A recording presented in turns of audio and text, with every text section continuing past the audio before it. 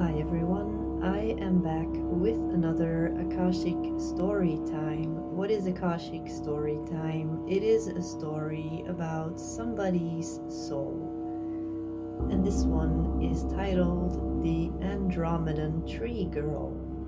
But it might as well have been called the Incarnated Cherubim Angel.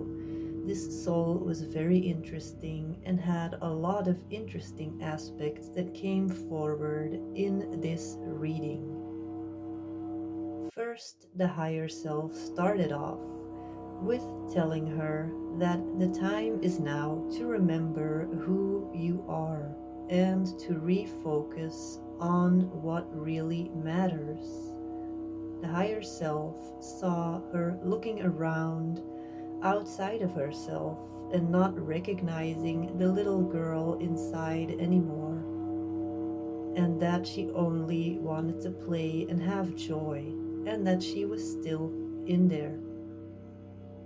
And at the same time, I felt a very strong dragon presence with this person, and also a strong angelic presence.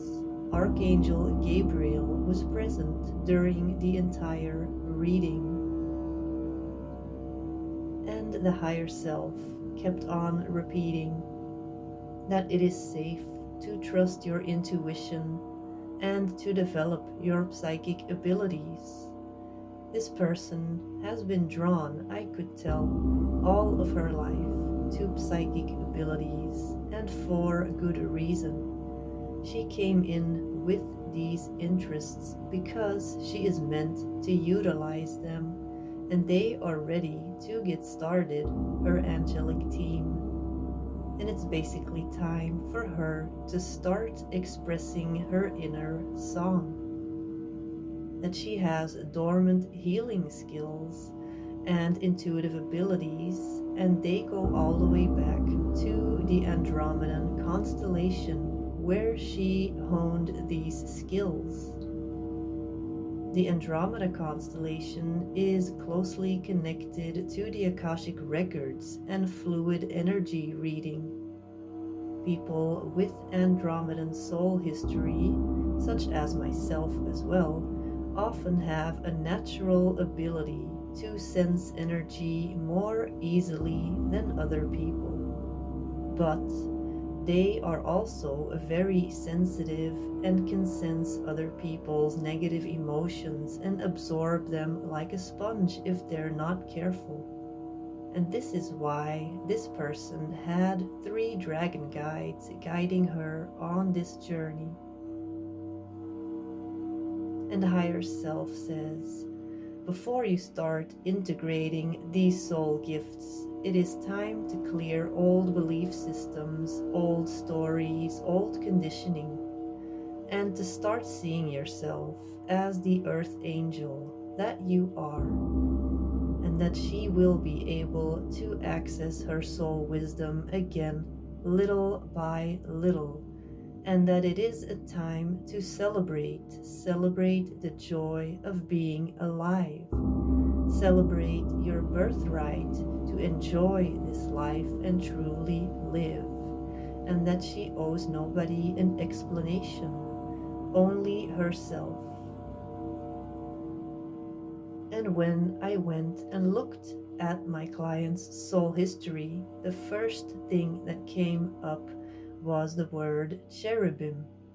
So this is where her soul originated from, in the celestial realm of the cherubim.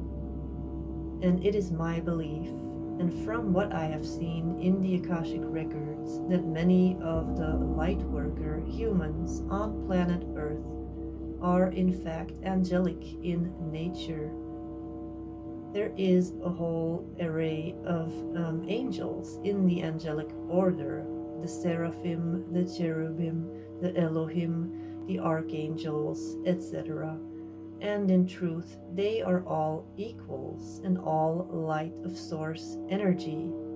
Not all souls come from these orders, and it is just a fact I have noticed that people who have this distinct angelic signature carry this with them to planet Earth as a part of their soul mission.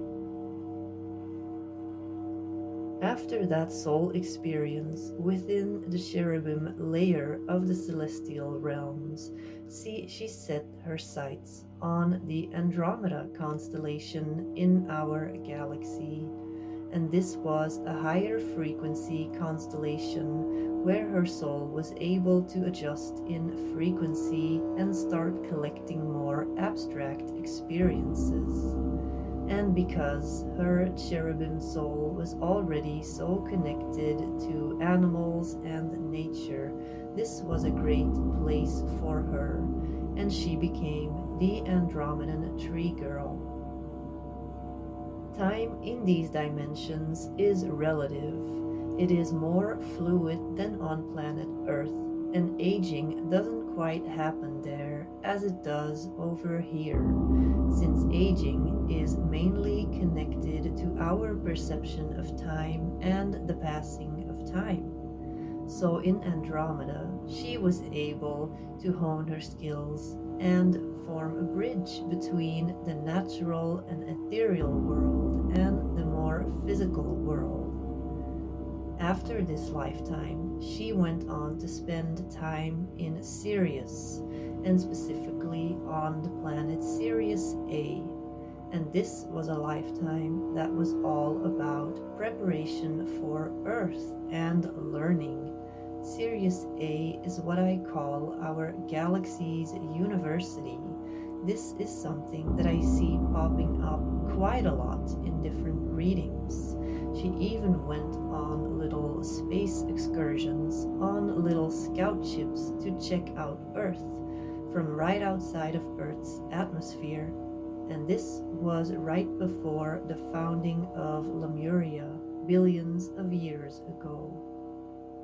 After that, she had several incarnations on Earth, one as a Lemurian woman, one as an Atlantean priestess with her dragon guides by her side, and also this was not an easy lifetime. This was a lifetime where she collected most of the trauma, and this is where most of us have collected most of our trauma. And in her case, it was a very traumatic death, resulting in the belief system that her body was not a safe space to live in and trying to escape the body, which is very common for angelic souls, unfortunately. There was also a male lifetime as a medieval warrior, where she was forced to be very present in her body, and she was in a strong masculine position, which her soul then started to associate with having the upper hand. Her soul wanted to have that opposite experience, to feel confident and strong in the body. But in that lifetime, she was also very disconnected from her heart and emotions. The thing is, our soul needs all of these experiences, and all of these experiences are also still influencing us in this lifetime. And it is up to us now to get the best qualities out and heal the wounds that we still have. And by simply knowing this, having the information exposed, it may already be enough to heal, to just know this, face it, and expose it to the light. If you need help with any of this, I would love to help you out with an Akashic Records reading. Reach out if this is something that you would like to work with me on. And for more Akashic stories, check out my YouTube or Spotify channel.